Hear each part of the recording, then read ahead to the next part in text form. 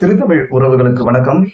அன்பார்ந்த ஆசிரியர்களே, நாம இந்த உயர்நீதிமன்றம், அதாவது இந்த சட்ட போராட்டம் சென்ற 410 ஆசிரியர்களுக்கு எப்ப அவங்களுக்கு வேலை வாய்ப்பை அவங்களுக்கு கோர்ட்டு மூலம் உறுதி செஞ்சாங்களோ, இந்த களத்துல நின்ன போராளிகளுக்காக நமது சங்கம் என்ன செய்ய போகிறது என்று நிறைய கேள்வி கணைகள் நிறைய தொடர்ந்து நம்மை தொடர்பு கொள்ளும் போதுதான் நாம அதற்கான முதற்கட்டமாக நம்ம அமைச்சரை சந்திப்பது, அதே மாதிரி பள்ளிக்கல்வி செயலாளரை சந்திப்பது குறித்து நம்ம ஒரு முடிவு எடுத்து நம்ம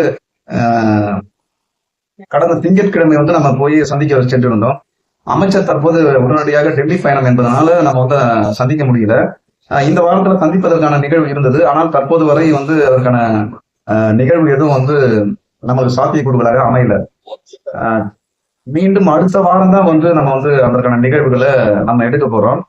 ஏற்கனவே நம்ம சொன்னோம், நம்ம ஏற்கனவே அந்த பள்ளிக்கல்வித்துறை செயலாளர்கிட்ட போயிட்டு நம்ம கோரிக்கை நம்ம சொல்லிட்டு வந்திருக்கோம். அவங்க பரிசீலிக்கிற சொல்லியிருக்காங்க.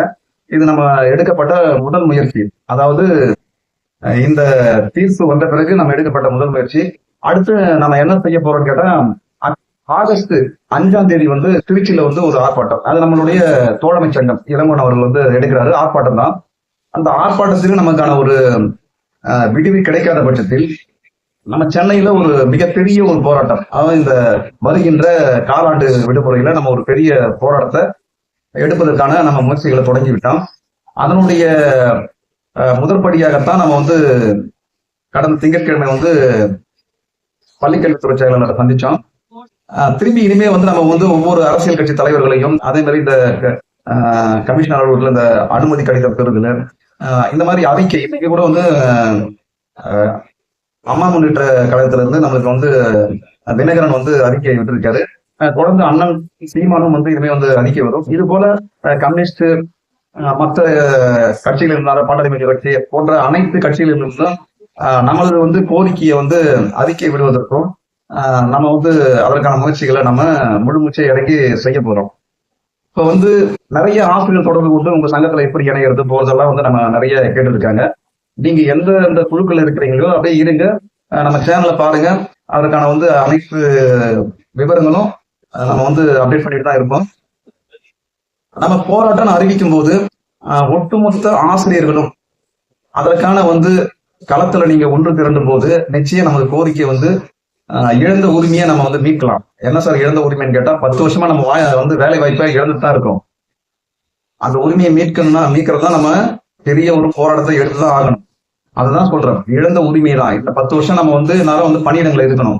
இப்ப இதற்கு இடையில இந்த தீர்ப்பு இதற்கு முன்பே வந்திருந்தா இந்த நியமன தேர்வெல்லாம் நடைபெற்று இருக்குமானா நிச்சயம் நடைபெற்று இருக்காது.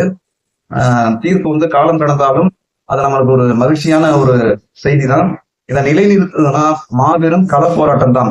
நிறைய பேர் வடக்கு போலான்ட்டு நிறைய பேர் சொல்லிட்டு இருக்கீங்க. வடக்கு என்பது உடனடியாக தீர்வு தராது. வடக்குக்கும் நம்ம அதற்கான முயற்சிகளை நம்ம எடுத்துட்டு தான் இருக்கோம் நம்ம சங்கத்தின் சார்பாக.